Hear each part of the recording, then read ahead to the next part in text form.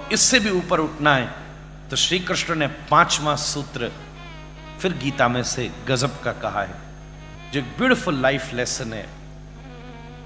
आप मानिए, निमित्त मात्रम भव सव्यसाचिनः।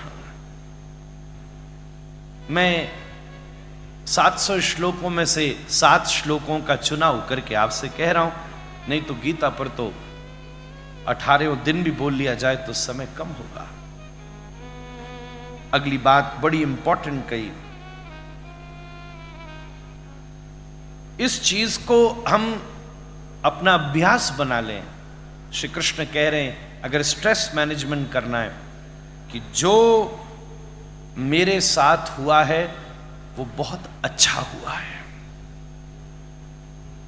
जो हुआ गजब हुआ है। आपको एक इंसिडेंट सुनाना चाहता हूं। अमेरिका की बात है। राहुल जी, ठीक सुबह 7 बजे का समय था।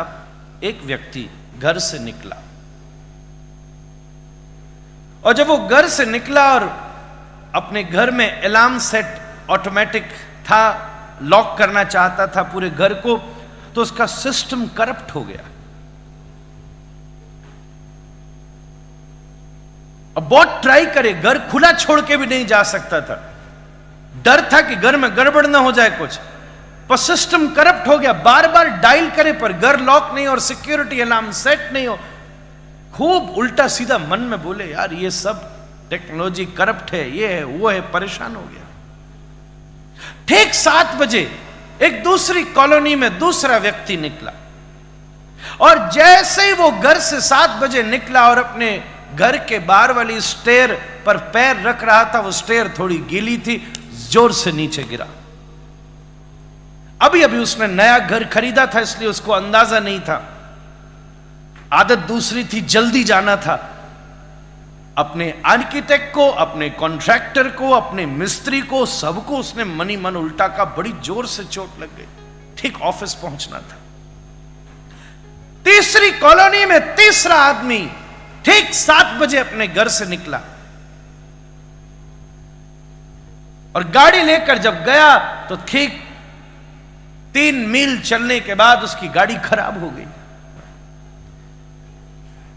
कोशिश करने के बाद आगे से धुआं निकलता था, गर्म हो गई। थोड़े दिन पहले लाया था नई ईवी। अब भाई रोज हर साल टेक्नोलॉजी चेंज कर देते, क्या पता नया नया चीज। पहले जब सड़क खराब होती है तब भी गाड़ी 80 पर ही चलती थी।